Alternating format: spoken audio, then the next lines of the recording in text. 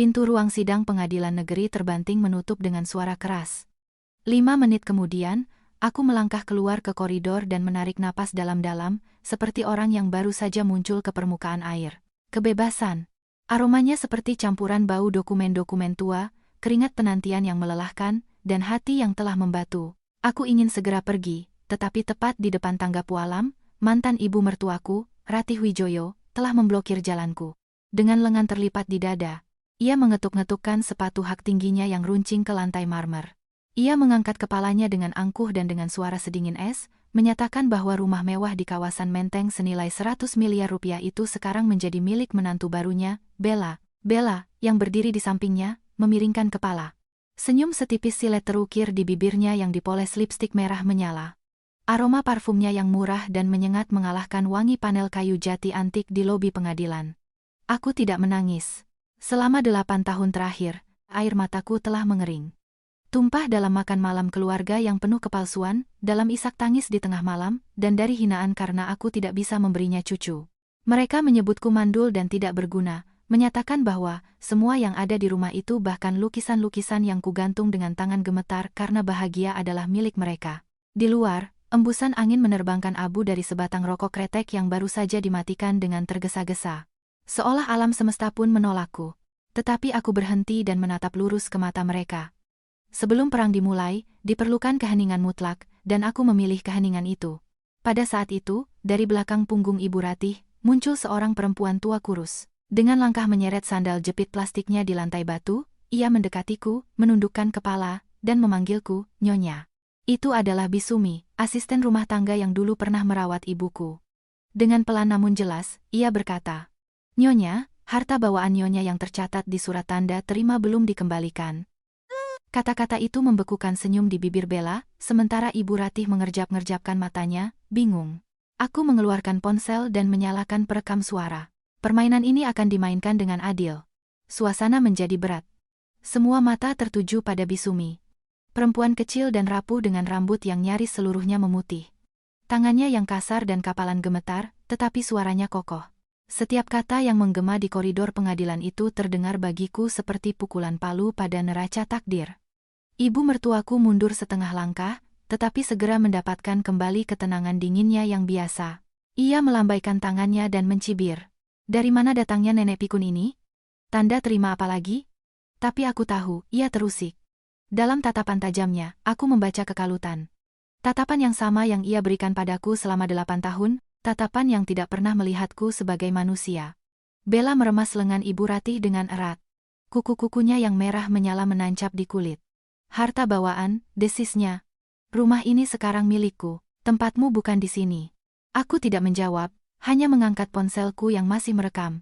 Semua kata-katanya tersimpan. Di dalam jiwaku, rasa sakit mulai digantikan oleh perasaan baru, campuran perhitungan dingin dan tekad baja.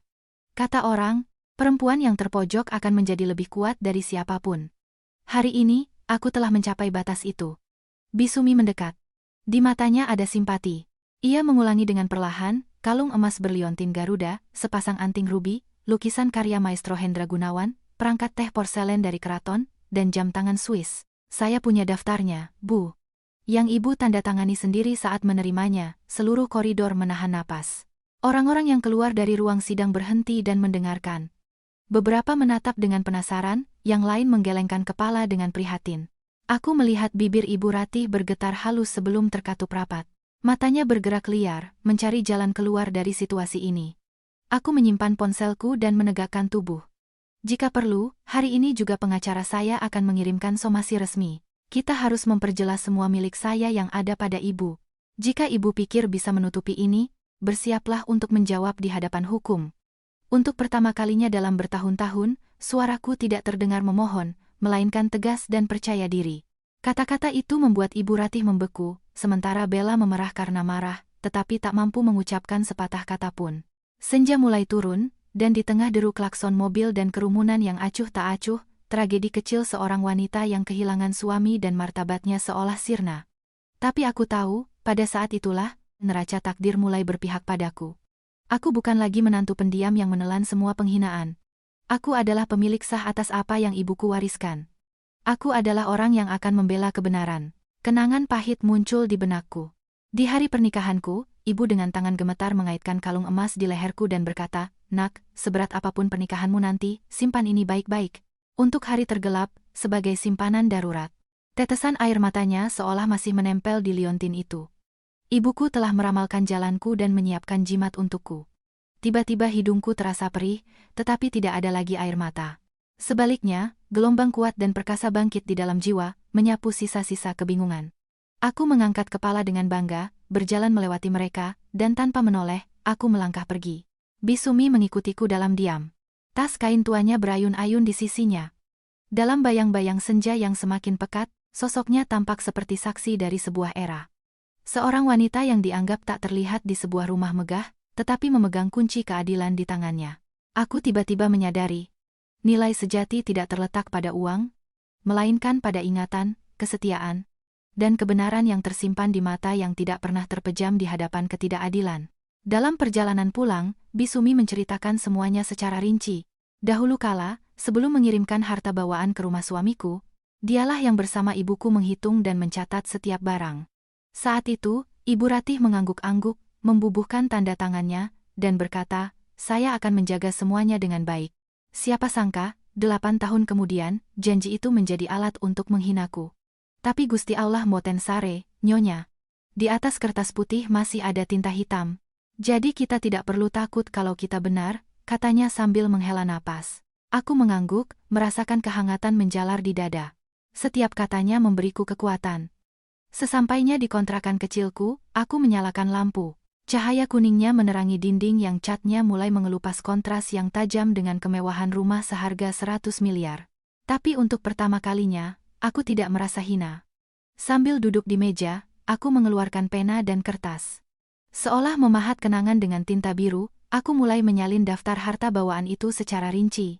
Tanganku gemetar, tetapi dengan setiap baris, huruf-huruf itu menjadi semakin jelas. Anting rubi, nomor foto dari hari pernikahan. Lukisan Hendra Gunawan, ada tanda tangan sang maestro. Kalung emas, memiliki ukiran unik. Aku menyusun semuanya dengan rapi ke dalam map dan memasukkannya ke dalam tas kerja. Dari balkon, angin berembus membawa aroma daun-daun musim gugur. Aku memejamkan mata dan menarik napas dalam-dalam. Di kepala, kata-kata ibu terngiang, "Nak, kamu harus bisa melindungi dirimu sendiri. Tidak ada yang akan menjagamu sebaik dirimu sendiri." Baru sekarang aku memahami kata-kata itu sepenuhnya. Aku bukan lagi penonton pasif yang membiarkan harta dan martabatku dicabik-cabik. Aku punya bukti, saksi, dan yang terpenting, keyakinan. Keyakinan yang tidak bisa dipadamkan oleh kata-kata beracun maupun hinaan. Sambil menutup map, aku bertanya pada diri sendiri, intrik baru apa yang akan kuhadapi besok saat aku kembali ke rumah itu? Tapi alih-alih takut, aku merasakan adrenalin. Pertarungan ini baru saja dimulai, dan kali ini, aku tidak akan kalah. Keesokan paginya, aku terbangun di kontrakan kecilku. Sinar matahari menembus gorden tua yang warnanya telah pudar. Semalam aku nyaris tidak tidur, tetapi tubuhku tidak terasa seberat biasanya. Rasa sakit telah berganti dengan kejernihan pikiran. Bagaikan telah meminum obat pahit, aku merasakan kepahitannya perlahan-lahan mengusir kabut di kepalaku. Aku menyeduh secangkir teh panas dan duduk di depan map berisi dokumen yang kusiapkan semalam. Setiap lembar kertas seolah menatap dan menyemangatiku. Bangunlah, jangan biarkan mereka merampas kehormatanmu. Di meja, di samping map, ponselku sedang diisi daya. Aku memutar kembali rekaman kemarin. Suara Bisumi terdengar jernih dan jelas. Itu adalah bukti yang tak terbantahkan. Suara Ibu Rati dan Bella juga terekam, termasuk cemohan dan kata-kata penuh penghinaan mereka. Aku memejamkan mata, memutar ulang rencanaku. Hari ini aku akan kembali ke rumah itu. Bukan untuk memohon atau meminta belas kasihan. Aku pergi ke sana untuk membuktikan hakku, untuk menunjukkan bahwa aku bukan lagi bayangan di rumah itu. Jalanan pagi hari riuh oleh suara mesin dan klakson. Aku mengemudi dengan perlahan, dan hatiku terasa luar biasa tenang. Setiap persimpangan seolah membawaku selangkah lebih dekat ke pertempuran penentuan. Di gerbang masuk kompleks elit itu, satpam yang kukenal mengangguk padaku. Tapi begitu aku menghentikan mobil, sesosok tubuh yang familiar muncul. Itu Bella. Dengan lengan terlipat di dada, ia menungguku dengan tatapan menantang. "Mau apa lagi kamu ke sini?" Sudut bibirnya terangkat. "Rumah ini sekarang milikku, dan kamu bukan siapa-siapa." Aku tidak langsung menjawab, hanya tersenyum. Senyum ini adalah perisaiku. Aku membuka bagasi dan mengeluarkan map dokumen serta sebuah kamera kecil. Aku datang untuk mengambil apa yang menjadi milikku. Dan aku akan mengambilnya dengan terhormat, di depan mata semua orang. Dari dalam rumah, Ibu Ratih keluar. Apalagi yang kamu rencanakan? Tanyanya ketus. Jangan pikir kamu bisa mengancamku. Aku mengangkat map itu dengan tenang. Ibu, apakah Ibu ingat hari saat Ibu menandatangani tanda terima harta bawaan saya? Ini salinannya. Sudah disahkan oleh notaris. Saya punya saksi dan tanda tangan Ibu. Saya datang bukan untuk bertengkar, tapi untuk mengingatkan. Jika Ibu terus menahan barang-barang saya, hari ini juga pengacara saya akan mengirimkan somasi resmi. Suasana menegang seperti tali busur. Bella melirik Ibu Ratih. Aku melihat wajah ibu mertuaku berubah, menangkap kebingungannya, seperti seorang pecatur yang baru saja melakukan langkah keliru. Pada saat itu, dari arah gerbang, Bisumi masuk. Di tangannya ada sebuah amplop kertas tebal. Ia meletakkannya di meja batu dekat pintu masuk dan berkata dengan jelas, dan ini adalah foto-foto yang diambil pada hari itu. Saya menyimpannya sebagai kenang-kenangan. Di setiap foto, Nyonya bersama dengan harta bawaannya, bukti yang tak terbantahkan. Aku menatapnya dengan rasa terima kasih yang meluap. Terkadang, orang yang tampak tidak berarti justru menjadi pilar yang membantu kita bertahan di tengah badai. Ibu Ratih meninggikan suaranya. Kamu pikir bisa mengalahkanku dengan beberapa lembar kertas? Rumah ini, properti ini, semuanya milik anakku. Bagianmu tidak ada di sini. Aku menarik napas dalam-dalam. Semua sakit hati yang terpendam selama 8 tahun pernikahan membanjiriku. Makan malam yang menyesakkan, tatapan curiga, kata-kata yang menabur garam di atas luka kemandulanku. Berapa kali aku, sambil mengatupkan gigi, hanya diam dan meyakinkan diri bahwa aku harus bersabar demi menjaga kebahagiaan. Tapi sekarang kebahagiaan itu telah lenyap seperti abu, dan satu-satunya yang tersisa adalah kehormatan. Saya tidak butuh bagian siapapun, kataku pelan tapi tegas. Saya hanya akan mengambil milik saya. Dan Ibu, jangan lupa, hukum selalu berpihak pada kebenaran. Bella mencibir. Hukum?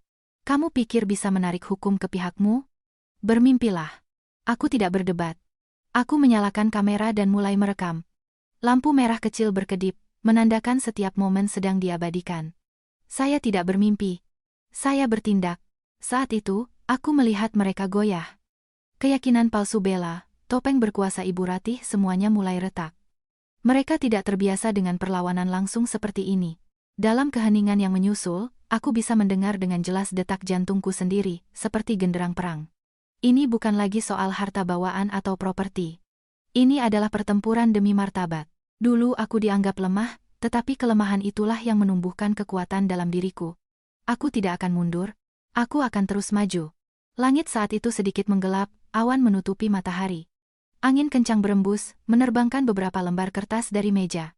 Aku bergegas memungutnya dan menggenggamnya erat. Di kepala, satu pertanyaan berputar.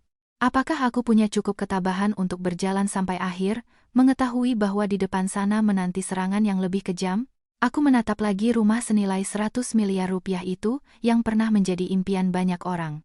Bagiku, itu bukan lagi simbol kebahagiaan, melainkan medan pertempuran. Dan di medan ini, aku tidak akan menerima kekalahan. Malam itu aku kembali ke kontrakan kecilku. Ruangan yang gelap dan sunyi itu seolah menyimpan desahan banyak perempuan yang meninggalkan masa mudanya di akhir pernikahan yang tidak bahagia. Aku duduk di meja, menyalakan lampu kuning yang redup, dan mengeluarkan map itu. Kertas tua, aroma apa, tinta biru yang pudar. Tapi tulisan tangan ibuku masih tetap jelas, seolah bisikan dari masa lalu. Di halaman pertama, dengan tulisan tangannya, tertulis, daftar harta bawaan untuk putriku yang akan menikah. Di bawahnya, ada daftar rinci, seolah ia takut jika melewatkan satu detail kecil pun, ia akan meninggalkan putrinya tanpa pegangan. Sepasang anting rubi, bentuk tetesan air mata dalam bingkai perak, foto terlampir. Pandanganku beralih ke foto yang disematkan. Ibu tersenyum sambil memasangkan anting itu padaku di hari pernikahan, matanya merah karena menangis, tetapi bibirnya tersenyum. Hatiku perih melihatnya. Seolah bahkan sekarang pun, ia duduk di sampingku dan menasihati, jaga baik-baik, nak. Ini bukan sekadar perhiasan, ini adalah doa restu. Kalung emas, berat 30 gram dengan ukiran lambang Garuda. Pola unik. Aku teringat malam sebelum pernikahan. Ibu dengan tangan gemetar mengeluarkan kalung itu dari kotak kayu. Kalung itu berkilauan di bawah cahaya lampu. Ia meletakkannya di tanganku dan berkata, nak, ini semua yang bisa ibu berikan padamu. Jika suatu saat keadaan sangat sulit, juallah dan bertahanlah hidup. Aku menangis dan memeluknya. Saat itu aku tak bisa membayangkan, 8 tahun kemudian, hadiah ini akan menjadi bukti dalam perjuangan demi martabatku. Lukisan di atas sutra, Gadis dengan Bunga Teratai, karya Maestro Hendra Gunawan, tahun 1982. Aku ingat dengan jelas, ini adalah hadiah ayah untuk ibu pada ulang tahun pernikahan mereka yang ke-20. Ibu menjaganya seperti harta karun. Lukisan itu tergantung di ruang tamu rumah lama kami.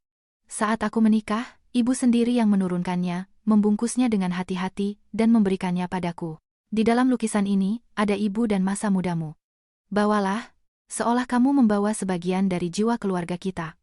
Dan sekarang, lukisan ini mungkin berdebu di suatu tempat di rumah itu, atau digantung sebagai pajangan murah untuk pamer di depan orang lain. Pikiran itu membuat tenggorokanku tercekat. Perangkat teh porselen dari keraton, glasir biru, motif bangau di bawah pohon pinus, stempel di bagian bawah. Ibu pernah berkata, perangkat ini diwariskan turun-temurun di keluarga kami, dari nenek buyutku. Ini bukan sekadar benda, melainkan sejarah keluarga. Kehilangannya sama saja dengan menghapus sebagian dari ingatan. Jam tangan Omega buatan Swiss, casing stainless steel, tali kulit coklat, ukiran MV di bagian belakang. Ini adalah jam tangan ayahku yang meninggal terlalu cepat. Ia memakainya setiap hari saat pergi mengajar di universitas dan menjaganya seperti relik. Ibu memberikannya padaku, berkata agar aku menyimpannya sebagai kehangatan dari tangan ayah. Setiap baris, setiap pusaka ini bukan sekadar materi, melainkan jiwa, cinta, dan sejarah keluarga kami. Aku menyalin semuanya ke dalam salinan baru, menomorinya dengan rapi, dan melampirkan foto-foto sebagai bukti. Saat membalik halaman, aku seolah merasakan sentuhan tangan ibu dan mendengar bisikannya di embus angin. Air mata menetes di atas kertas, meninggalkan noda buram.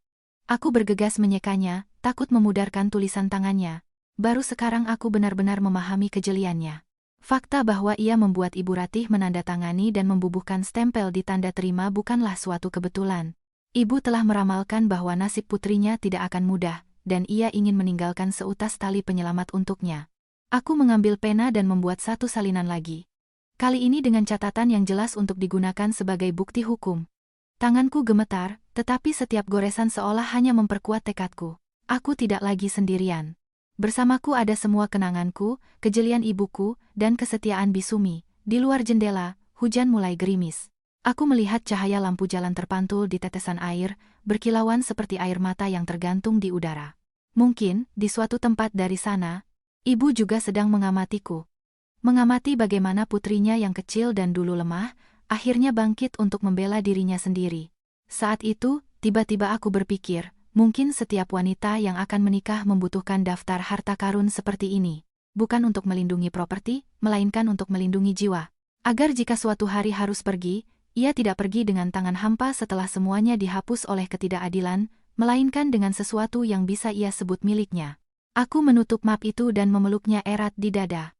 Jantungku berdebar kencang, seirama dengan deru hujan di luar.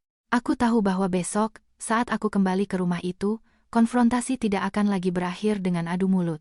Ini akan menjadi pertempuran sesungguhnya, di mana pemenang akan ditentukan oleh bukti, saksi, dan keberanian.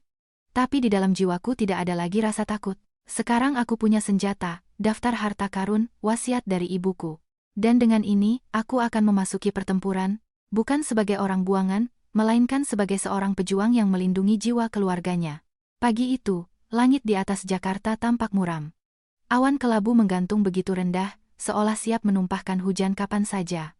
Aku keluar dari kontrakan kecilku, memeluk map berisi daftar harta karun ibu, dengan tekad membara di hati. Udara dingin awal musim penghujan menusuk wajah, tetapi jiwaku tidak lagi gemetar. Hari ini, aku akan kembali ke rumah senilai 100 miliar rupiah itu, tempat yang pernah menjadi rumahku, tempat aku dihina dan segalanya dirampas.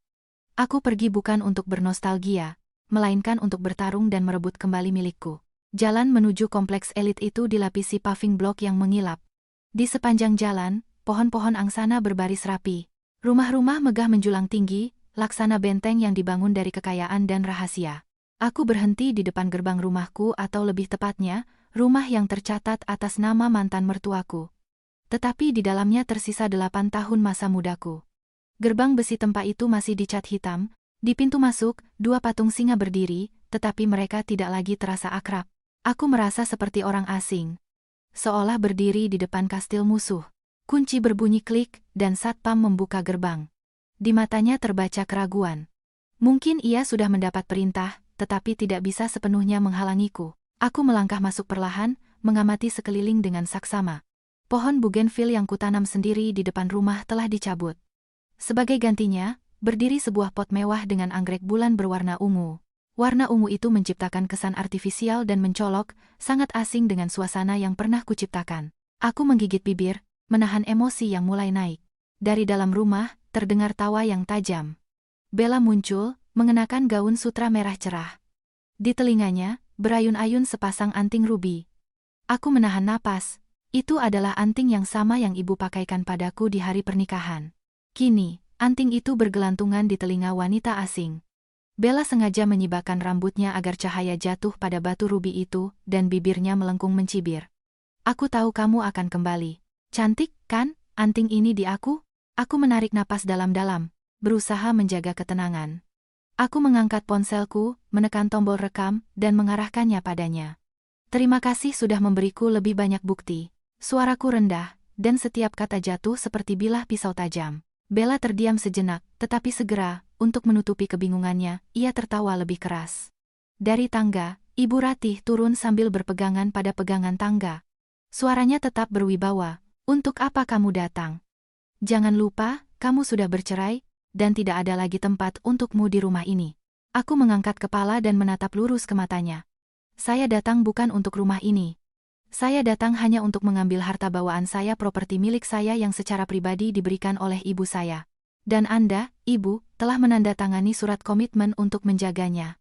Ini dokumennya, ada juga saksinya. Apakah Anda akan berpura-pura tidak terjadi apa-apa? Aku mengeluarkan map itu dan menyodorkannya pada mereka. Dokumen yang dijilid rapi dan stempel merah terang dari notaris tampak mencolok. Wajah Ibu Ratih dan Bella berubah.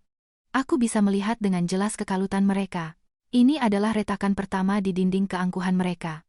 Aku masuk ke ruang tamu. Lukisan gadis dengan bunga teratai telah dikeluarkan dari bingkainya dan digantung asal-asalan di dinding. Tepi-tepinya kompang camping. Di atas meja rosewood yang mengilap, perangkat teh porselen dari keraton tergeletak seperti pajangan murah, penuh noda air. Aku merasakan sakit, seolah sebilah pisau ditusukkan ke jantungku. Harta karun peninggalan orang tuaku berserakan seperti barang rongsokan. Aku mengangkat kamera dan mulai merekam ruangan itu, mendokumentasikan semuanya. Ibu Ratih, dengan kening berkerut, berteriak, "Hentikan segera. Siapa yang mengizinkanmu merekam di rumahku?" Aku menjawab singkat, "Saya adalah pemilik sah dari pusaka-pusaka ini, dan saya berhak melindunginya." Saat itu, Bella melompat ke arahku, mencoba merebut ponselku. Aku menghindar, menatapnya dengan pandangan sedingin es. "Jika kamu menyentuhku, ini akan dianggap sebagai menghalangi tindakan hukum." Aku sudah siap memanggil polisi. Dia membeku. Tangannya gemetar. Aku mengeluarkan daftar dari sakuku dan mulai membacanya dengan suara keras, poin demi poin. Sepasang anting rubi, saat ini digunakan secara ilegal. Lukisan di atas sutra, dalam kondisi rusak. Perangkat teh porselen, dalam kondisi tidak terawat. Jam tangan Swiss, tidak ditemukan. Sambil membaca, aku mengarahkan kamera ke objek-objek yang sesuai. Ibu Ratih berkeringat, tetapi berusaha menjaga nada bicaranya tetap dingin. "Dan apa yang akan kamu capai dengan ini? Semua properti di rumah ini adalah milik anakku." Aku membantah, "Anda salah, ini adalah harta bawaan saya. Saya punya bukti dan saksi. Jika Anda tidak mengembalikan semuanya, sore ini juga pengacara saya akan mengirimkan somasi resmi. Semua rekaman video dan audio ini akan diserahkan ke pengadilan." Keheningan panjang menyelimuti. Aku bisa mendengar dengan jelas detak jam dinding dan degup jantungku sendiri. Dalam tatapan Ibu Ratih, aku melihat ketakutan yang merembes. Aku menoleh ke Bella dan, sambil menatap lurus ke anting di telinganya, aku berkata, "Lepaskan itu, sekarang juga." Ruangan seolah membeku. Wajah Bella memucat, tetapi ia memaksakan diri untuk mencibir. "Atas dasar apa aku harus mendengarkanmu?" Aku mengarahkan kamera padanya dan berkata dengan tegas, "Karena itu adalah milik sah saya. Dan kamu tahu betul, jika masalah ini sampai ke pengadilan, harga yang harus kamu bayar akan jauh lebih mahal daripada sepasang anting." Suasana tegang hingga ke batasnya, seolah satu percikan saja bisa memicu ledakan. Aku terus menatapnya, tidak berkedip, tidak mundur. Saat itu, aku sadar, pertempuran ini benar-benar telah dimulai. Siang harinya, hujan tiba-tiba turun deras. Tetesan air menghantam atap genteng rumah mewah itu, menciptakan latar belakang monoton untuk drama tegang yang akan segera terungkap. Aku berdiri di pintu masuk, masih menggenggam erat map itu, dengan pikiran berkecamuk tetapi tekad yang kokoh. Aku tahu, hanya dengan kata-kata, Ibu Ratih dan Bella tidak akan luluh. Dibutuhkan bukti. Bukan hanya daftar dari ibuku atau kesaksian Bisumi, tetapi bukti objektif yang tak terbantahkan. Dan aku teringat akan kamera CCTV di kompleks perumahan. Aku mengeluarkan ponsel dan menelepon kantor pengelola kompleks. Suara operator yang mendengar permintaanku terdengar ragu. Saya meminta semua rekaman CCTV selama 72 jam terakhir di alamat Jalan Kencana nomor 18. Saya adalah pemilik sah dari harta bawaan yang disimpan di sana, dan mencurigai adanya tindakan penggelapan properti. Awalnya lawan bicaraku mencoba mengelak, mengatakan bahwa diperlukan permintaan resmi dari pihak berwenang. Tapi aku sudah siap.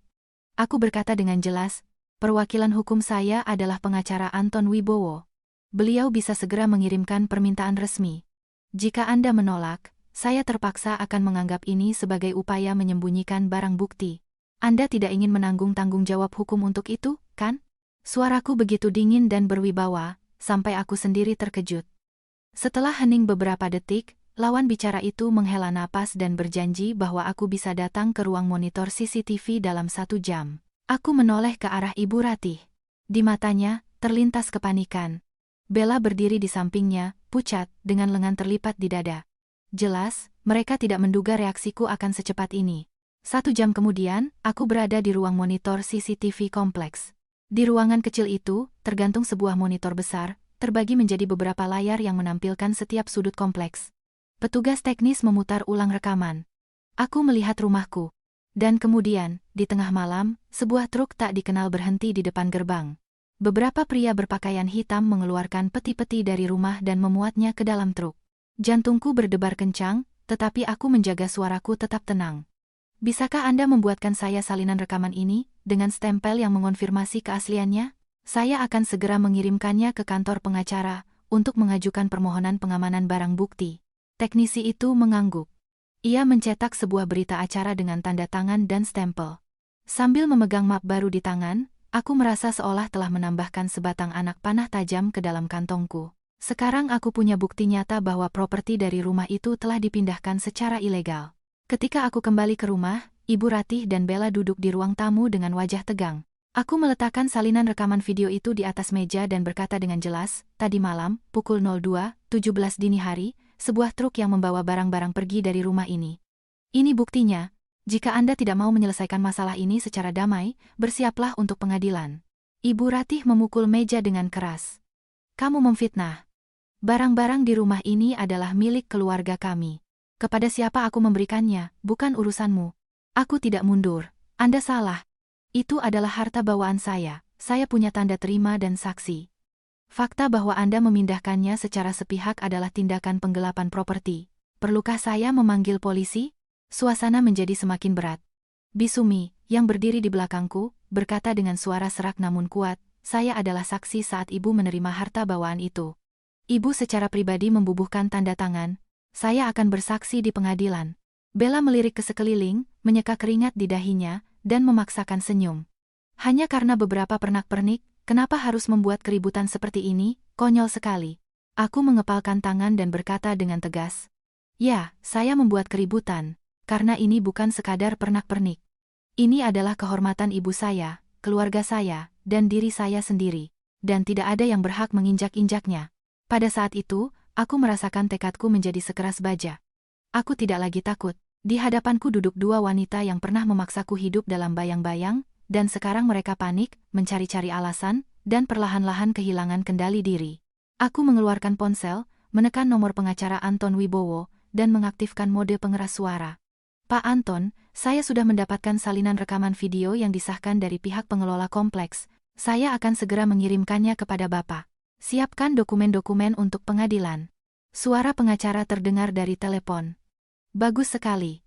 Dengan bukti ini, kita bisa menuntut penyitaan aset di rumah itu dan meminta bantuan polisi. Jangan khawatir, inisiatif ada di pihak kita. Mendengar itu, aku merasakan gelombang kekuatan. Ibu Ratih dan Bella duduk diam, tidak berani menyela. Di mata mereka, aku melihat sesuatu yang telah lama ku nantikan, ketakutan akan kebenaran. Di luar, hujan masih turun, mengalir deras di atap genteng. Aku diam-diam memejamkan mata dan membayangkan wajah ibuku. Ia pasti akan tersenyum, melihat putrinya akhirnya belajar membela diri. Pertarungan baru saja dimulai. Tapi kali ini, aku tidak sendirian. Aku punya bukti, pengacara, dan saksi. Dan keberanian, yang ditempa oleh 8 tahun pernikahan yang menyiksa. Aku bersumpah pada diriku sendiri, aku tidak akan berhenti sampai keadilan ditegakkan. Setelah pertemuan di kantor pengelola kompleks dan mendapatkan rekaman video, aku kembali ke rumah itu dengan keyakinan yang kokoh. Aku bukan lagi perempuan tertindas yang diam-diam menelan penghinaan. Sekarang, aku adalah seorang komandan yang memimpin pasukannya, melancarkan serangan demi serangan ke titik-titik lemah lawan. Memasuki ruang tamu, aku merasakan ketegangan yang menyesakkan. Ibu Ratih duduk dengan punggung tegak, kedua tangan terkepal, menghindari tatapanku. Bella bersandar di kursi dengan lengan terlipat, tetapi di balik penampilan menghinanya, tersimpan kecemasan. Aku tidak banyak bicara. Aku hanya merekam setiap sudut rumah dengan kamera ponselku, mendokumentasikan semuanya, foto-foto di dinding, lemari-lemari kayu, bahkan vas porselen kecil. Semuanya adalah bukti. Aku langsung menuju kamar tidur utama, tempat brankas untuk menyimpan barang berharga dulu berada. Brankas itu masih berdiri di sudut, berkilauan dengan cat hitamnya. Aku membungkuk dan memasukkan kode yang kukenal, tetapi brankas itu tidak terbuka. Aku mencoba lagi, lebih lambat dan hati-hati. Gagal lagi. Hatiku terasa dingin. Siapa? Siapa yang mengganti kodenya? Aku menoleh ke arah Ibu Ratih. Siapa yang mengizinkan Anda mengganti kode brankas? Ibu Ratih berdeham, mencoba menjaga ketenangan. Ini rumahku. Dan brankas ini ada di rumahku. Aku mau menggantinya, itu hakku. Kenapa kamu membuat keributan? Aku menahan amarah dan berkata dengan suara sekeras baja. Anda salah. Di dalam brankas ini tidak hanya ada barang-barang Anda. Ada juga milik saya, yang tercantum dalam tanda terima dengan dokumen pendukung dan tanda tangan Anda. Dengan mengganti kode, Anda menghalangi akses saya ke properti sah saya. Apakah Anda sadar bahwa ini adalah indikasi penggelapan properti? Bella menyela dengan suara tajam.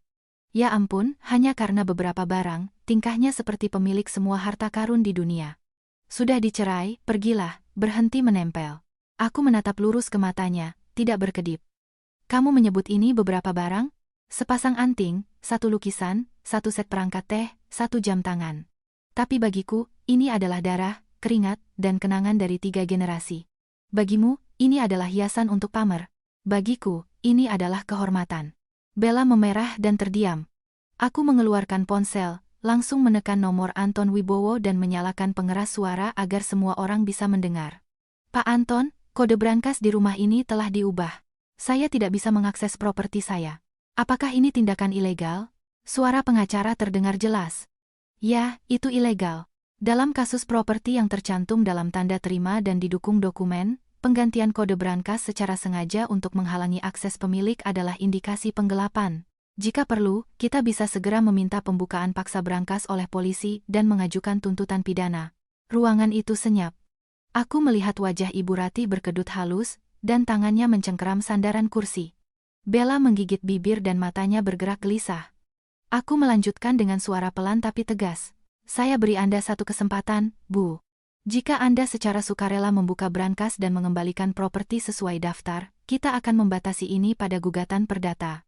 Tapi jika Anda bersikeras, saya akan menyerahkan masalah ini ke jalur hukum.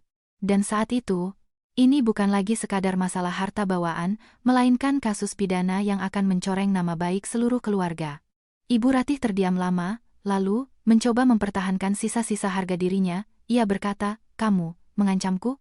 Tidak, saya hanya mengingatkan Anda bahwa hukum tidak berpihak pada mereka yang melanggarnya. Jawabku, pandanganku tak lepas dari brankas itu. Bisumi, yang berdiri di belakangku, berkata perlahan namun menusuk, saya akan bersaksi. Ibu Ratih secara pribadi menandatangani tanda terima saat menerima harta bawaan. Jika hari ini Anda tidak membuka brankas, kami bersama Nyonya akan segera membuat laporan. Kata-kata asisten rumah tangga itu bagaikan pisau yang merobek dinding keangkuhan Ibu Ratih. Aku melihat dengan jelas bagaimana tatapannya yang dulu tajam kini goyah. Tapi Bella masih mencoba melawan, berteriak dengan suara parau, Ma, jangan dengarkan dia. Apa kata orang nanti kalau polisi datang ke sini? Aku tersenyum tipis. Benar katamu. Kalau polisi datang, reputasi kalian tidak akan tersisa. Aku mengambil ponsel, menekan nomor kantor polisi, dan dengan sengaja berkata keras-keras, "Halo, saya ingin melaporkan tindak penggelapan properti, khususnya penggantian kode brankas yang di dalamnya tersimpan harta bawaan saya sesuai tanda terima." Sebelum aku selesai bicara, Ibu Ratih melompat. Suaranya bergetar, tetapi ia berusaha terdengar kuat. "Tunggu. Beri aku waktu untuk berpikir." Aku menghentikan panggilan itu, tetapi terus menatapnya tajam. "Saya beri Anda waktu 2 hari, Bu. Jika dalam 2 hari brankas tidak dibuka, saya akan langsung ke polisi." Tidak ada negosiasi lagi. Aku berbalik dan berjalan menuju pintu keluar. Di belakangku, aku mendengar suara kursi didorong dengan kasar, suara Bella terisak sambil berdebat dengan Ibu Ratih, tetapi aku tidak berhenti. Suara langkah kakiku di lantai marmer yang dingin terdengar seperti ketukan palu, menandai transisi dari sengketa perdata ke ambang kasus pidana. Dan di ambang ini, aku tidak lagi merasa takut. Di luar, hujan telah berhenti. Langit pucat kelabu, dan beberapa sinar matahari yang lemah menembus awan, menerangi jalanku. Aku mengangkat kepala dan merasa hatiku lebih ringan dari sebelumnya. Di depan, mungkin masih banyak badai menanti. Tapi aku tahu, inisiatif kini ada di tanganku. Dan kali ini, aku akan berjuang sampai akhir. Keesokan harinya, aku bertemu dengan Anton Wibowo di kantornya. Ruangan yang terletak di lantai 6 sebuah gedung tua itu terang dan rapi. Di atas meja, dokumen-dokumen tersusun rapi, dan aroma kopi sisa kemarin menguar di udara. Sang pengacara, seorang pria kurus berusia 40-an dengan tatapan tajam, menatapku dengan ketenangan seseorang yang terbiasa dengan pertempuran di pengadilan. Aku membentangkan map di atas meja dan menceritakan semuanya. Bagaimana Ibu Ratih mengganti kode brankas, bagaimana aku mendapatkan rekaman video, dan penolakan keras mereka. Ia mengangguk, menyatukan kedua tangannya, dan menatap lurus ke mataku. "Anda sudah melakukan hal yang benar. Tapi untuk sepenuhnya mencegah kemungkinan mereka memindahkan aset, menyita brankas saja tidak cukup. Mereka bisa saja sudah mengeluarkan emas atau uang tunai, atau menjual barang-barang berharga dengan harga murah. Langkah selanjutnya adalah membekukan aset keuangan mereka." Aku terdiam sejenak. "Membekukan aset keuangan?" Anton Wibowo menjelaskan, "Ya. Kita harus memeriksa semua rekening bank gabungan mereka, perjanjian investasi, dan safe deposit box. Dengan bukti-bukti seperti daftar harta bawaan, rekaman video, dan kesaksian saksi, kita bisa segera mengajukan permohonan ke bank untuk memblokir transaksi, atau setidaknya melarang penarikan dana di atas batas tertentu. Pengadilan kemungkinan besar akan mengabulkan permohonan tindakan pengamanan untuk melindungi properti yang disengketakan." Kata-katanya menjadi pencerahan bagiku. Selama 8 tahun ini, aku menganggap diriku tidak berdaya, seorang wanita yang hanya bisa bersabar. Tapi sekarang aku sadar, dengan bantuan hukum dan strategi, aku bisa melancarkan serangan balasan yang tajam. Aku mengangguk. Apa yang harus saya lakukan hari ini? Anton Wibowo mengambil selembar kertas dan dengan cepat membuat daftar. "Buat daftar semua rekening bank yang pernah Anda gunakan bersama. Kami akan menyiapkan permohonan ke pengadilan untuk penyitaan rekening dan safe deposit box, serta mengirimkan pemberitahuan resmi ke bank dengan lampiran bukti." Ia mengangkat kepala dan menambahkan, "Saya akan menyusun dokumennya, tetapi semakin akurat informasi yang Anda berikan, semakin besar peluangnya untuk disetujui." Aku mengeluarkan sebuah buku catatan kecil dari tas, di mana selama bertahun-tahun aku mencatat pengeluaran. Berkat kebiasaan ini, aku tidak hanya memiliki daftar rekening, tetapi juga data yang cukup rinci, hingga nomor perjanjian investasi yang pernah diminta oleh mantan suamiku untuk kutandatangani. Aku menyerahkan buku itu kepada Anton Wibowo, merasakan sedikit kebanggaan karena sifat telitiku kini menjadi penyelamatku. Anton Wibowo membaca sekilas catatan itu dan mengangguk ringan. "Bagus sekali. Dengan data seperti ini, kita bisa membekukan aset sebelum mereka sempat memindahkannya." Sore harinya, kami pergi ke bank bersama. Di aula operasional yang luas, cahaya dingin lampu neon menerangi wajah-wajah serius. Aku menyerahkan permohonan dengan salinan dokumen pendukung. Petugas bank awalnya menunjukkan keengganan, tetapi ketika Anton Wibowo mulai dengan jelas membacakan pasal-pasal hukum, suaranya yang tegas terdengar seperti lonceng gereja. Mereka tidak punya pilihan selain menerima permohonan itu. Aku melihat tatapan tidak senang dari kepala cabang, tetapi juga anggukannya yang enggan. Ketika aku menerima konfirmasi pemblokiran rekening, tanganku gemetar, bukan karena takut, melainkan karena euforia. Untuk pertama kalinya, aku merasa benar-benar bisa melindungi milikku. Malam itu, aku kembali ke kontrakan kecilku dan duduk sendirian di dekat jendela. Lampu-lampu di jalanan telah menyala. Mobil-mobil berlalu lalang. Aku memegang konfirmasi pemblokiran rekening, dan perasaan kemenangan meluapiku. Teringat kata-kata ibu, "Nak, uang itu seperti air. Jika tidak bisa menggenggamnya, ia akan mengalir pergi. Tapi jika kamu memegang hukum dengan erat, tidak ada yang bisa merampas milikmu." Aku memejamkan mata dan menarik napas dalam-dalam. Ibu Ratih dan Bella pasti sedang panik. Mereka terbiasa menekan orang lain dengan kekuasaan mereka dan mengira aku hanya akan diam dan menangis. Mereka tidak pernah membayangkan bahwa aku akan berani melancarkan pertarungan hukum secara terbuka dan memotong satu persatu jalur mundur mereka. Malam itu, aku menulis di buku harianku, hari kedua perlawanan. Aku telah membekukan aset keuangan mereka. Mereka kehilangan jalan untuk melarikan diri. Mulai sekarang, aku tidak akan membiarkan siapapun menjadikanku korban. Setelah selesai menulis, aku menatap langit malam. Di kegelapan yang tak berujung, beberapa bintang bersinar redup. Aku merasakan keyakinan yang sama terangnya membara di dalam jiwaku. Keyakinan bahwa aku berjuang bukan hanya untuk diriku sendiri, tetapi juga untuk semua wanita yang haknya dirampas dan diabaikan secara tidak adil. Biarlah ceritaku menjadi sebuah peringatan, hukum adalah perisai, dan keberanian adalah pedang. Setelah pemblokiran rekening, hatiku menjadi sedikit lebih tenang, seolah sebagian medan pertempuran telah berhasil dikuasai.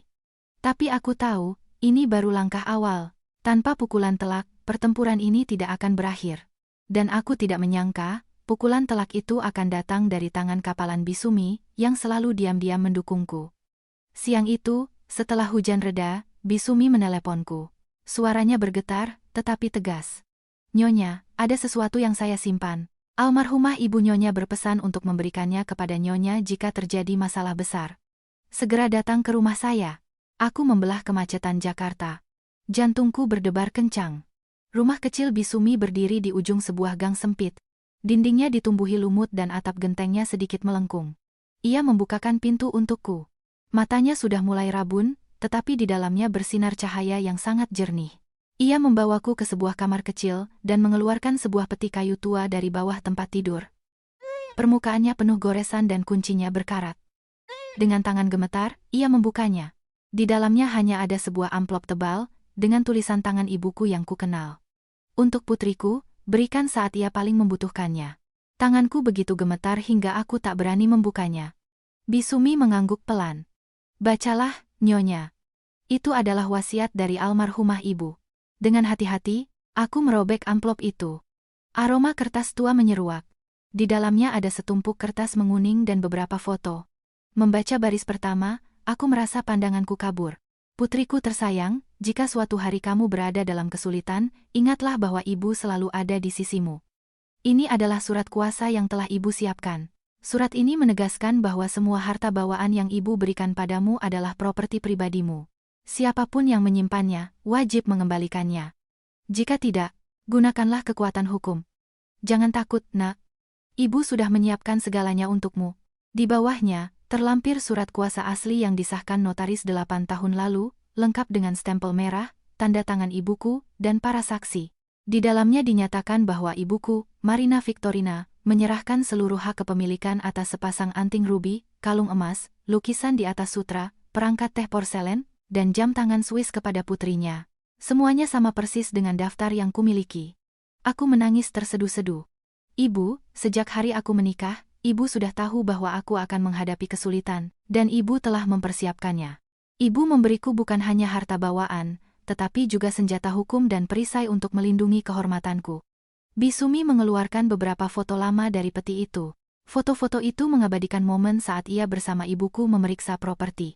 Ada juga foto di mana Ibu Ratih duduk di samping, memegang pena, dan menandatangani tanda terima. Aku menatap setiap foto, dan air mata terus mengalir. Bukti-bukti ini, digabungkan dengan surat kuasa, begitu kuat sehingga bisa membungkam pengacara manapun. Bisumi menggenggam tanganku erat. Tangannya kering dan kasar, tetapi terasa sangat hangat. "Nyonya, almarhumah ibu sudah memikirkan semuanya. Beliau percaya, tidak peduli apakah seorang putri bisa punya anak atau tidak, yang terpenting adalah ia bisa menjaga kehormatannya. Sekarang, Nyonya harus kuat. Jangan biarkan perempuan itu dan menantunya mengambil semuanya dari Nyonya." Aku mengangguk. Setiap katanya meresap jauh ke dalam hati. Untuk pertama kalinya dalam berbulan-bulan, aku merasa tidak sendirian. Ibuku ada bersamaku melalui surat-surat ini. Dan Bisumi ada bersamaku dengan kesetiaannya yang tak terbatas.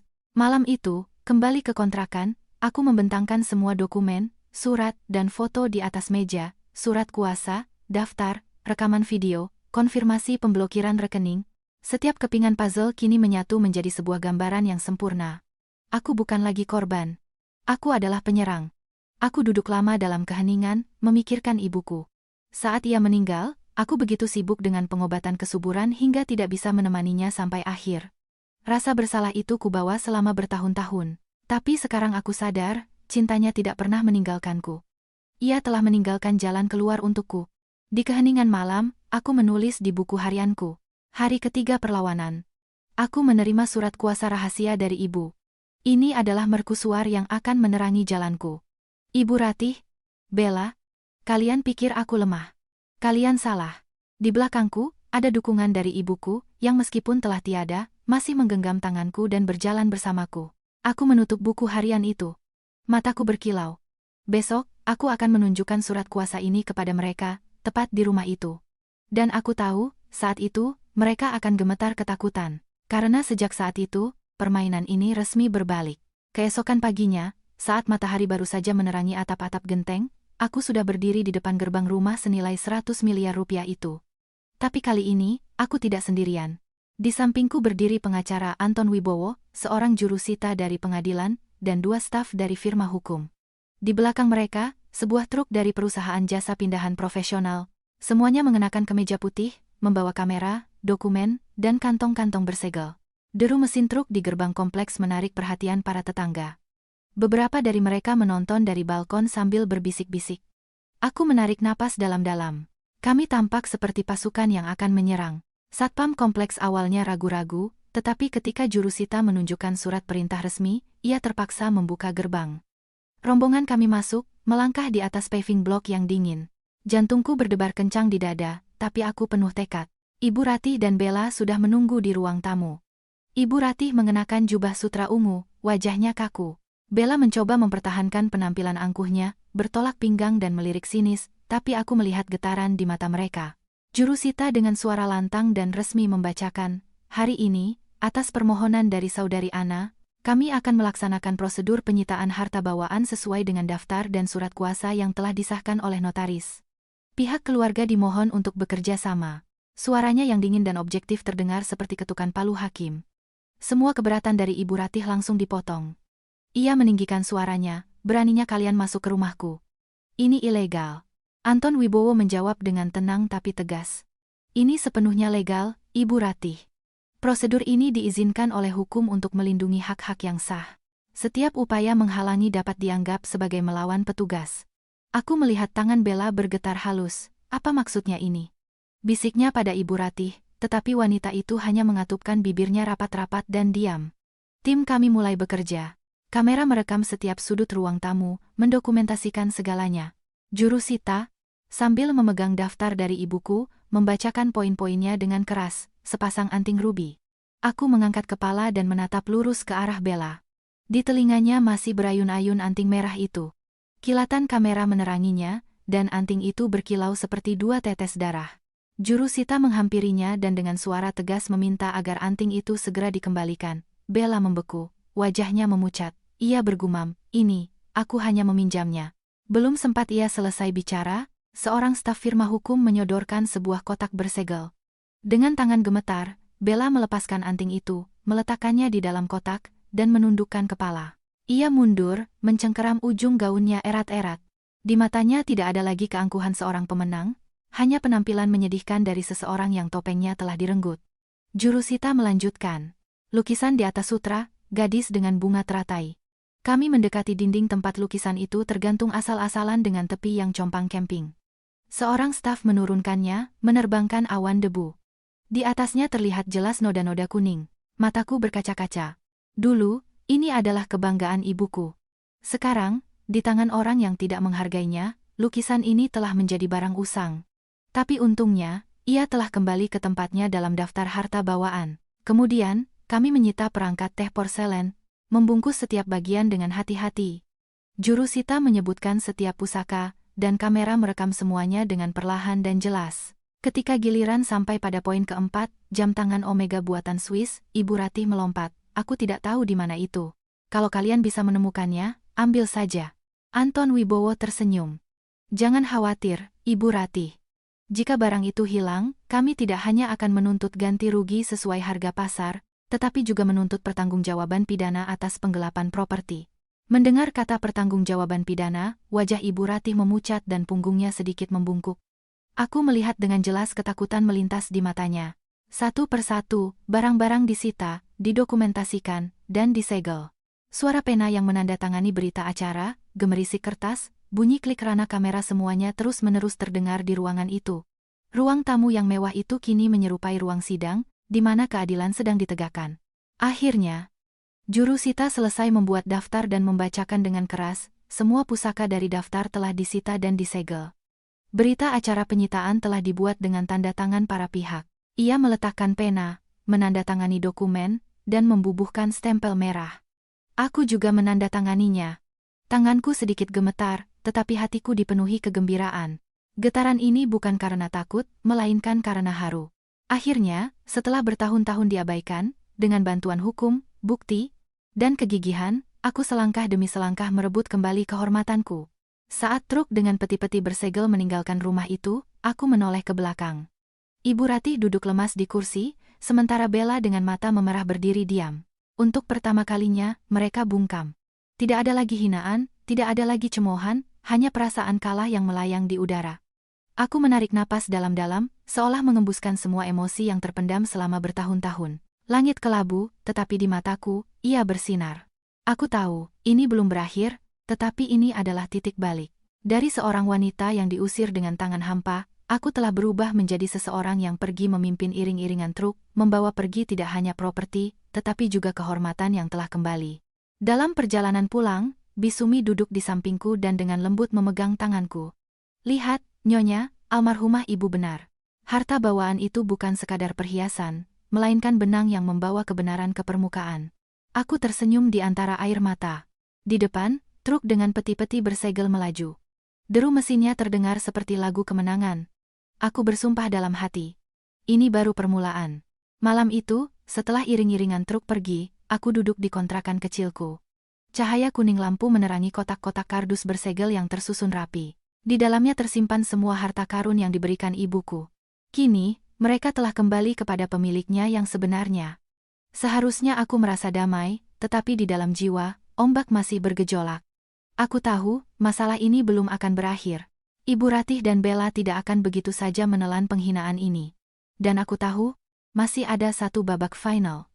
Babak di mana aku harus membuat mereka menghadapiku di depan umum dan merobek topeng kesopanan yang telah lama menyembunyikan mereka. Keesokan paginya, aku kembali ke rumah itu bersama Anton Wibowo untuk menyelesaikan dokumen-dokumen.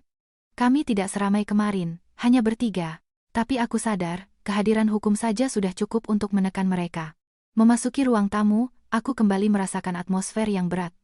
Ibu Ratih duduk dengan tatapan kosong, matanya cekung karena tidak tidur. Di rambutnya yang acak-acakan, terlihat uban-uban baru.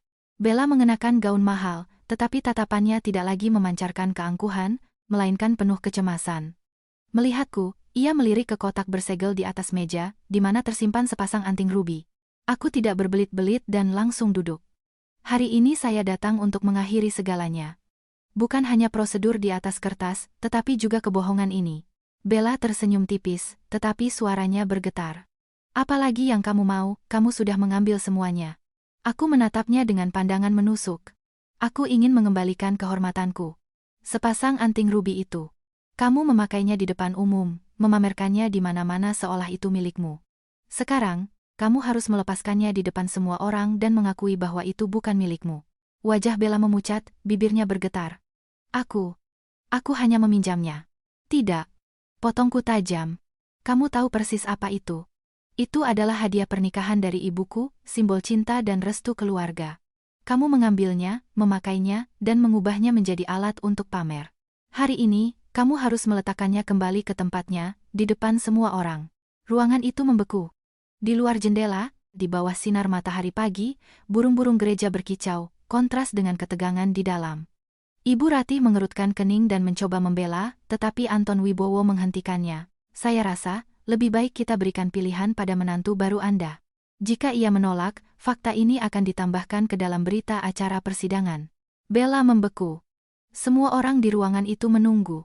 Aku melihat setetes keringat mengalir di pelipisnya. Sesaat kemudian, tangan Bella perlahan terangkat, dan dengan jari-jari gemetar, ia melepaskan anting itu.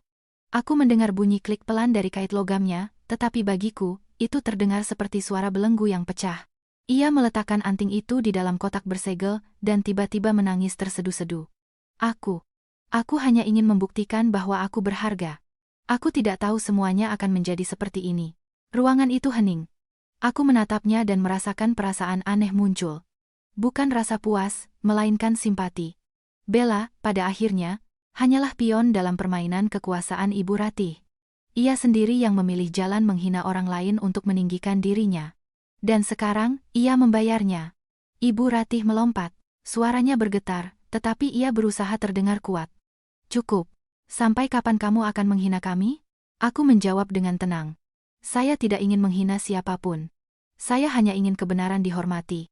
Dan kebenarannya adalah, properti ini milik saya. Dan kehormatan ini milik saya. Jika Anda merasa terhina, itu karena Anda sendiri yang mengenakan sesuatu yang bukan milik Anda. Anton Wibowo menutup mapnya dan berkata dengan lembut, dengan ini, prosedur penyitaan selesai. Mulai sekarang, setiap tindakan penggelapan atau perusakan properti ini akan dihukum berat. Ibu Ratih, Bella, lebih baik kalian berhenti di sini. Ibu Ratih terkulai lemas di kursinya dan menutupi wajah dengan kedua tangannya. Bella masih berdiri dengan kepala tertunduk. Air matanya menetes di lantai marmer yang mengilap. Aku bangkit dan berjalan perlahan menuju pintu. Punggungku tegak, langkahku mantap. Di dalam hati, aku seolah mendengar bisikan ibuku. Bagus sekali. Nak, di luar, matahari pagi telah naik tinggi. Sinarnya menembus dedaunan pohon dengan cemerlang. Aku menarik napas dalam-dalam, merasakan hatiku menjadi ringan. Ini bukan lagi kegembiraan karena balas dendam, melainkan kedamaian dari keadilan yang telah ditegakkan. Aku tahu, mulai hari ini, Ibu Ratih dan Bella tidak akan pernah lagi berani menatapku rendah. Reputasi mereka telah hancur, dan aku telah bangkit. Malam itu, kembali ke kontrakan, aku membuka kotak bersegel, mengeluarkan anting rubi itu, dan meletakkannya di telapak tanganku. Di bawah cahaya lampu, warnanya merah menyala, seperti tetesan darah, tetapi juga seperti nyala api. Aku berbisik pelan, Ibu, aku telah menepati janjiku. Pada hari di mana Bella harus melepaskan anting rubi di depan pengacara dan jurusita, aku mengira semuanya telah berakhir. Tetapi di lubuk hatiku, masih ada sesuatu yang terasa belum tuntas. Aku masih memiliki satu bukti penting yang belum kuungkap ke publik, rekaman video truk yang meninggalkan rumah itu pada pukul 02.17 dini hari dengan membawa barang-barang. Ini bukan sekadar detail yang mengonfirmasi penggelapan, melainkan bukti yang bisa mengubah kasus ini dari sengketa perdata menjadi pidana. Dan aku tahu, saat rekaman ini diungkap, semuanya akan benar-benar berbalik. Sore harinya, aku menjadwalkan pertemuan dengan Ibu Ratih dan Bella di kantor Anton Wibowo. Ruangan yang luas itu disinari cahaya putih yang dingin. Di atas meja kayu panjang, tergantung sebuah proyektor. Aku duduk bersama Anton Wibowo di satu sisi meja. Di seberangnya, duduk Ibu Ratih dan Bella. Keduanya tampak tidak senang harus hadir. Tetapi kehadiran panitera pengadilan dan seorang petugas polisi tidak memberi mereka pilihan. Pengacara memulai dengan suara pelan. Hari ini, kami akan menyajikan bukti baru. Ini adalah rekaman video dari sistem CCTV kompleks, yang telah disahkan oleh pihak pengelola. Mohon semua pihak memperhatikan. Proyektor menyala, dan lampu di ruangan itu dimatikan. Di layar, muncul jalan sepi di depan rumah mewah itu dalam remang-remang fajar. Jam di sudut layar menunjukkan pukul 02.17. Sebuah truk putih berhenti di depan gerbang. 3 pria berpakaian gelap mengeluarkan peti-peti dari rumah dan memuatnya ke bak truk. Proses itu berlangsung lebih dari 10 menit. Ini jelas bukan pemindahan barang biasa. Udara di ruangan itu membeku. Aku bisa mendengar dengan jelas detak jantungku yang kencang. Aku bahkan bisa mendengar goresan pena panitera di buku catatannya. Wajah Ibu Ratih perlahan-lahan memucat. Bella, dengan bibir gemetar, duduk tak bergerak. Anton Wibowo menghentikan video dan menunjuk ke layar. Ini adalah bukti bahwa properti dari rumah itu telah dipindahkan secara ilegal pada malam hari. Menurut hukum, ini bukan lagi sengketa perdata, melainkan perbuatan yang memiliki unsur penggelapan properti. Petugas polisi berdiri dan dengan suara tegas berkata, jika bersama dengan bukti ini diajukan laporan, kami wajib melakukan penyelidikan dalam kerangka proses pidana. Pihak-pihak yang terlibat dapat dimintai pertanggungjawaban. Mendengar itu, Ibu Ratih melompat dan memukul meja. Tidak, ini jebakan kalian. Aku tidak tahu apa-apa tentang mobil itu. Aku menatap lurus ke matanya dan berkata dengan tenang, Anda mungkin tidak tahu, Bu, tapi kamera tahu. Video tidak berbohong. Bella bergumam dengan suara parau, Itu aku. Aku hanya meminta untuk memindahkan barang-barang yang tidak terpakai. Barang-barang tidak terpakai? Potongku. Di antaranya ada perangkat teh porselen dan jam tangan ayahku. Bagiku, itu adalah darah dan daging. Bella menangis dan terdiam. Tangannya yang mencengkeram ujung gaunnya gemetar. Anton Wibowo berkata perlahan, saya ulangi, dengan bukti ini, kami berhak menuntut pembukaan kasus pidana. Jika Ibu Ratih dan Bella tidak ingin menghadapi tuntutan pidana, satu-satunya jalan keluar bagi mereka adalah perjanjian damai, yang mencakup pengembalian penuh, kompensasi kerugian, dan komitmen untuk menghentikan segala upaya penguasaan. Di ruangan yang sunyi itu, aku mendengar napas Ibu Ratih yang berat, tatapannya kosong. Untuk pertama kalinya, ia tidak menunjukkan keangkuhannya yang biasa. Setelah beberapa menit, ia terkulai lemas di kursinya dan berkata dengan suara pecah, baiklah. Lakukan apa yang kalian mau. Aku menatapnya dan tidak lagi merasakan kepuasan, hanya kelelahan. Aku tidak ingin apa-apa lagi selain keadilan. Kembalikan semua yang menjadi milikku, dan jangan pernah lagi menghinaku dengan ini. Panitera pengadilan menyusun berita acara. Petugas polisi berdiri, mengonfirmasi bahwa dokumen telah dibuat, dan mengangguk. Dalam tatapan Ibu Ratih dan Bella, aku melihat kehancuran yang nyata. Mereka tidak hanya kehilangan properti, tetapi juga sesuatu yang lebih mereka hargai, reputasi, kekuasaan, dan keyakinan bahwa aku akan selamanya menjadi korban. Ketika aku keluar dari kantor, angin sore yang kencang berembus, mengibarkan rambutku. Aku mengangkat kepala dan untuk pertama kalinya dalam bertahun-tahun, merasa begitu ringan. Rekaman video pukul 02.17 dini hari itu telah mengubah segalanya. Itu tidak hanya menyelamatkanku, tetapi juga membuktikan satu kebenaran. Kebenaran akan selalu menemukan cara untuk muncul, tidak peduli bagaimana orang mencoba menyembunyikannya. Malam itu, aku kembali menonton video itu di komputer. Melihat truk yang melaju di kegelapan malam, aku melihat diriku di dalamnya. Seorang wanita yang pernah diusir dari rumah itu, dipaksa menelan hinaan dalam diam. Tapi sekarang, aku berbeda. Aku mendapatkan kekuatan bukan dari kekuasaan, melainkan dari keadilan. Aku berbisik, seolah kepada ibuku yang jauh di sana. Ibu, aku telah menyelesaikan ini. Mereka tidak bisa lagi menyangkal apapun. Keesokan paginya, aku menerima telepon dari kantor Anton Wibowo. Suaranya sedikit bersemangat, tetapi tetap tenang. Mereka menyerah. Pihak Ibu Ratih sendiri yang menawarkan perjanjian damai. Setelah melihat kembali semua bukti, mereka sadar bahwa jika proses ini diperpanjang, mereka tidak hanya mempertaruhkan reputasi, tetapi juga tuntutan pidana. Aku terdiam beberapa detik, mendengarkan detak jantungku yang perlahan. Aku tahu hari ini akan datang. Aku segera setuju. Lebih dari siapapun, aku mengerti bahwa beberapa pertempuran tidak perlu dibawa sampai ke ruang sidang. Kebenaran sudah cukup kuat untuk menghancurkan mereka. Dan sekarang, yang tersisa hanyalah membuat kesepakatan untuk mengakhirinya. Perjanjian damai dilangsungkan di ruang mediasi pengadilan arbitrase. Di ruangan yang terang itu, berdiri sebuah meja yang dilapisi taplak putih, di mana kedua belah pihak duduk. Aku datang bersama Anton Wibowo dan Bisumi. Di seberang, duduk Ibu Ratih. Wajahnya pucat, matanya cekung, dan dalam beberapa hari, rambutnya tampak semakin beruban. Di sampingnya, dengan wajah kaku, duduk Bella. Tidak ada lagi jejak keangkuhan padanya. Mediator memulai dengan suara tenang, kita berkumpul di sini untuk mencari solusi terbaik. Kita akan bertindak berdasarkan prinsip penghormatan terhadap kebenaran dan hukum. Anton Wibowo mendorong sebuah map tebal ke depan dan berkata dengan suara sejelas ketukan palu, klien saya memiliki surat kuasa, daftar harta bawaan, rekaman video, kesaksian saksi, dan berita acara eksekusi. Semua ini membuktikan bahwa Ibu Ratih dan Bella telah secara ilegal menguasai, memindahkan, dan menggunakan properti. Dengan bukti-bukti ini, di pengadilan, mereka sangat mungkin menghadapi tuntutan pidana. Namun, klien saya tidak ingin membawa masalah ini ke titik ekstrem. Jika pihak lawan mengakui kesalahannya dan membayar kompensasi yang sesuai, kami bersedia untuk berdamai. Ibu Ratih menundukkan kepala. Tangannya yang terkepal gemetar. Setelah waktu yang lama, ia berkata dengan suara serak, saya salah. Saya mengakui bahwa saya secara ilegal menahan harta bawaan itu. Saya akan mengembalikan semuanya. Tapi kemudian ia ragu-ragu dan menghela napas. Saya tidak ingin masalah ini sampai ke pengadilan. Saya tidak ingin para tetangga dan kerabat berbisik-bisik di belakang. Aku menatapnya dan tidak merasakan kepuasan yang pernah kuimpikan. Sebaliknya, di dalam hati hanya ada kesedihan yang hening. Selama 8 tahun, aku adalah menantunya, memanggilnya ibu, dan berharap akan cintanya. Tapi pada akhirnya, yang tersisa hanyalah pengakuan yang terlambat ini. Mediator mengangguk. Kalau begitu, apakah Anda punya proposal konkret? Bella mengangkat kepala dan berkata pelan, kami akan mengganti semuanya dengan uang. Anton Wibowo segera memotongnya. Itu tidak cukup. Properti, terutama yang memiliki nilai spiritual dan historis, tidak bisa diukur hanya dengan uang. Selain itu, reputasi klien saya telah dirusak secara serius. Pada saat itu, aku mengambil alih dan berkata perlahan, saya tidak butuh uang. Saya butuh jaminan. Dan jaminan itu hanya ada satu. Rumah mewah ini harus diatasnamakan saya.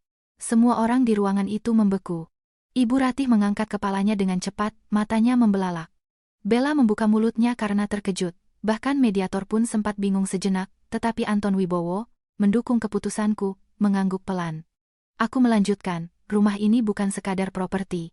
Ini adalah tempat di mana 8 tahun masa muda saya berlalu, di mana saya menelan semua penghinaan. Jika Anda ingin saya menghentikan kasus ini, Anda harus menjadikanku pemilik sahnya. Hanya dengan begitu, kebenaran akan menang. Suasana menegang seperti tali busur. Ibu Ratih bergumam, tidak, itu tidak mungkin. Itu aset yang terlalu besar. Anton Wibowo berkata dengan tenang, jika Anda memilih pengadilan, konsekuensinya akan lebih buruk. Begitu kasus pidana dibuka, tidak hanya rumah ini yang bisa disita, tetapi juga aset-aset Anda yang lain. Menyerahkan rumah ini adalah satu-satunya solusi. Ibu Ratih terdiam lama. Aku melihat kerutan di wajahnya semakin dalam, dan bahunya yang dulu tegap kini gemetar. Akhirnya, ia menghela napas dan berkata dengan suara seperti desau angin, baiklah. Saya setuju. Bella berteriak, Ma, apa yang Mama lakukan? Ibu Ratih berteriak putus asa, kita sudah kalah. Sekretaris segera menyusun perjanjian damai, aku menandatanganinya.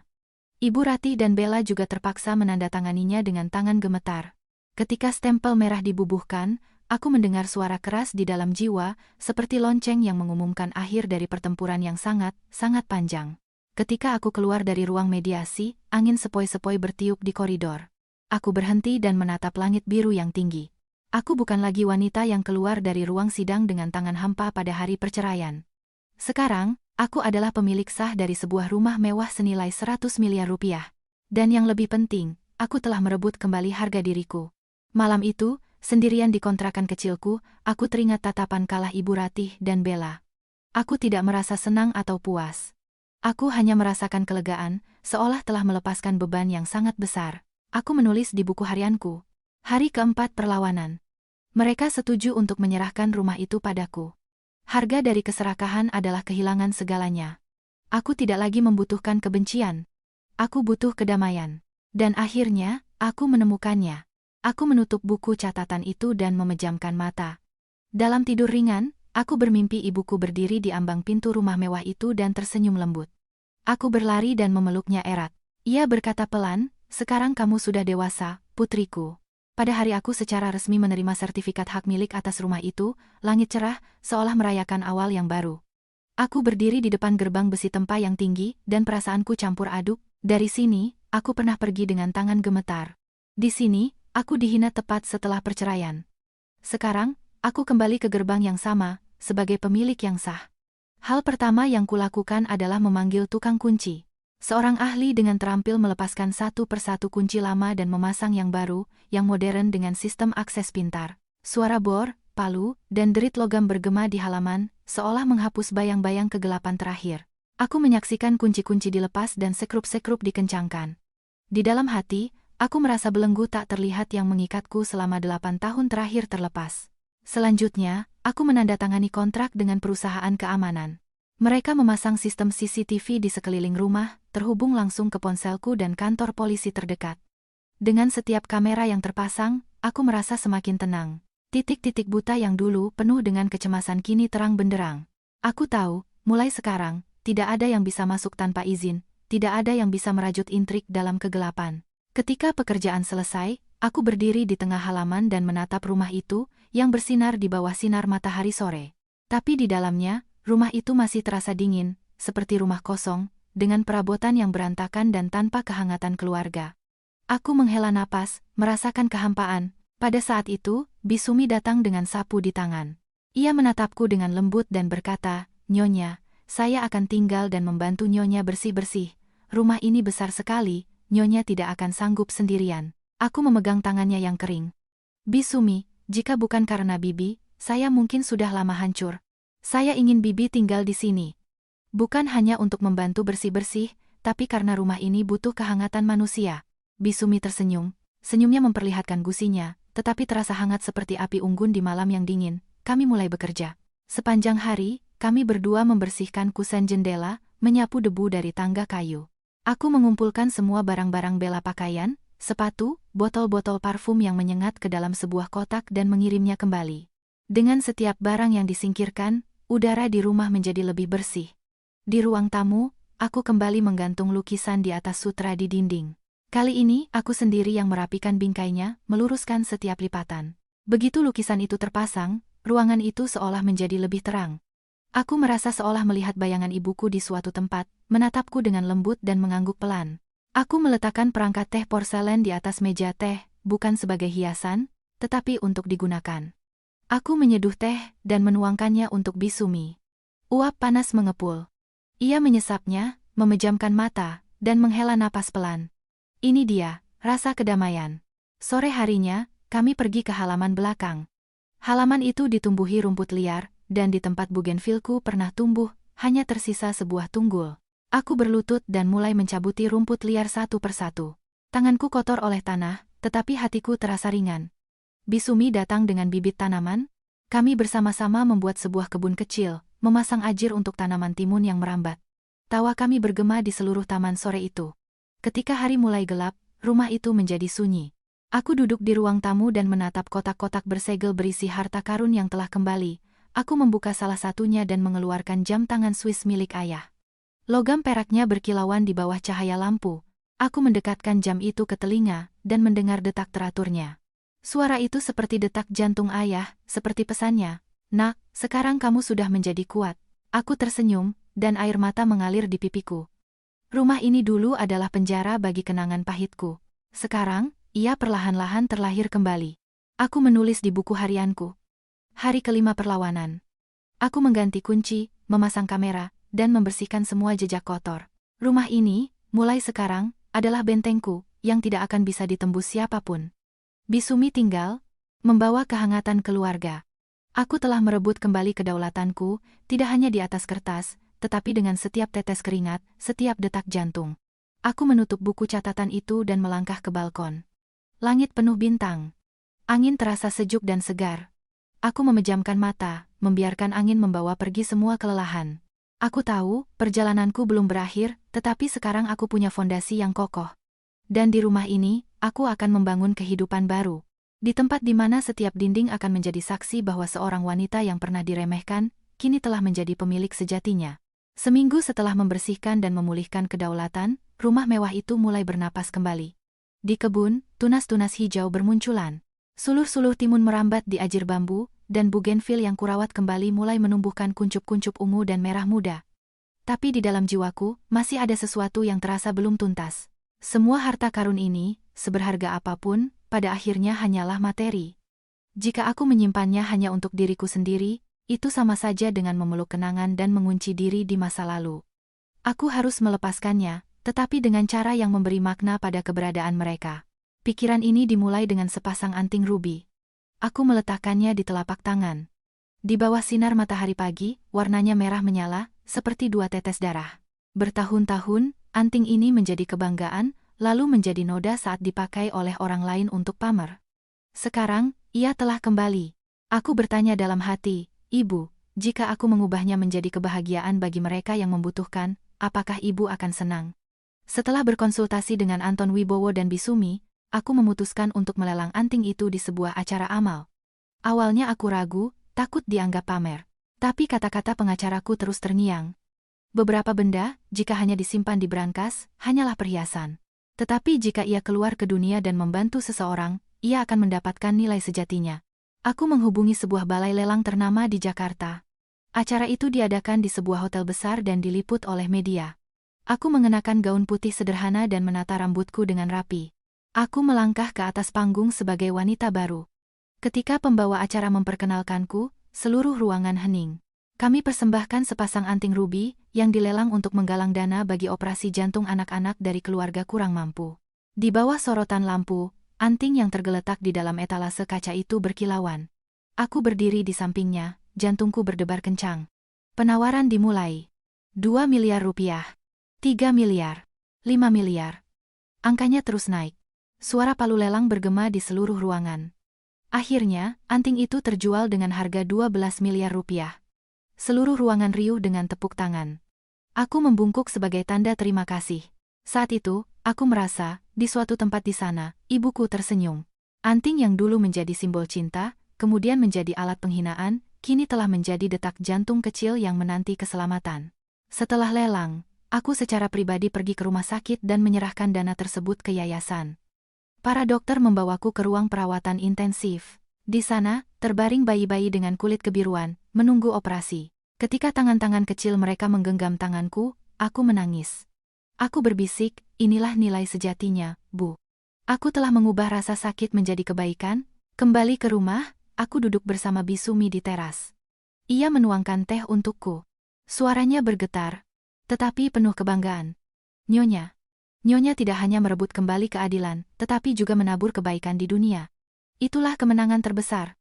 Aku tersenyum, merasakan hatiku menjadi ringan.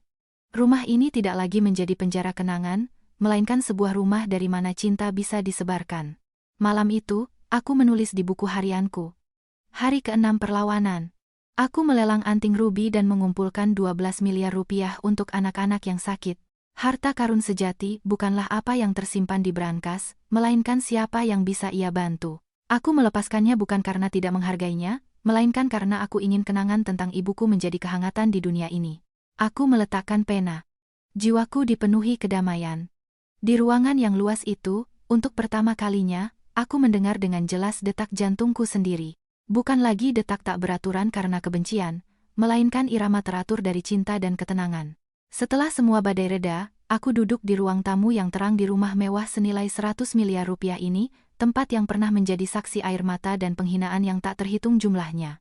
Tapi hari ini, tidak ada lagi kegelapan atau ancaman di sini, hanya gemerisik daun di taman, aroma teh yang baru diseduh oleh Bisumi, dan sinar matahari sore yang menembus jendela. Aku meletakkan buku harianku di atas meja, menatap lukisan di atas sutra yang tergantung rapi di dinding, dan perasaan yang tak terlukiskan menyelimutiku. Aku telah menempuh perjalanan dari keputusasaan menuju kelahiran kembali.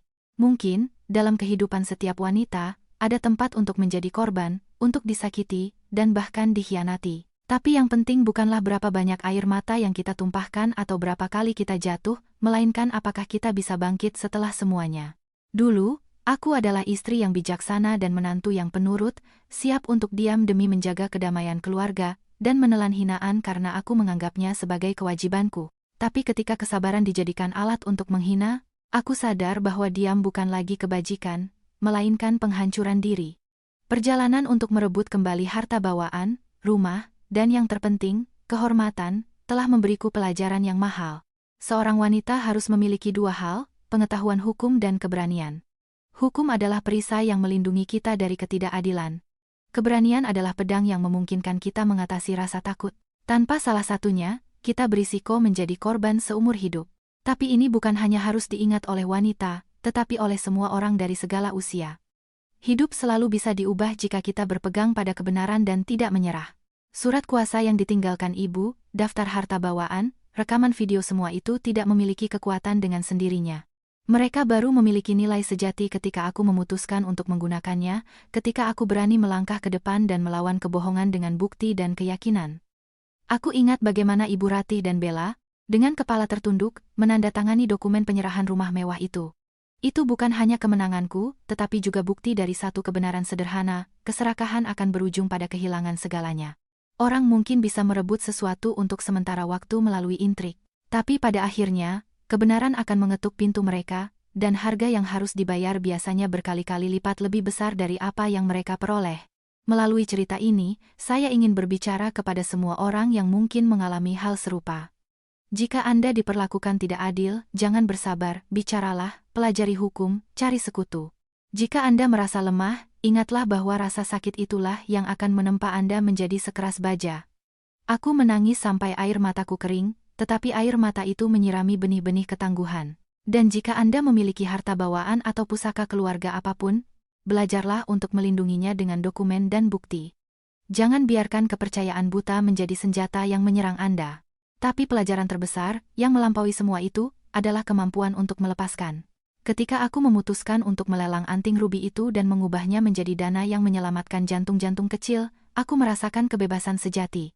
Karena apa yang kita genggam erat hanya akan memberatkan jiwa kita, tetapi apa yang kita bagikan akan mengubah rasa sakit menjadi cinta. Kekayaan sejati bukanlah pada perhiasan, melainkan pada nilai yang kita tinggalkan di dunia ini.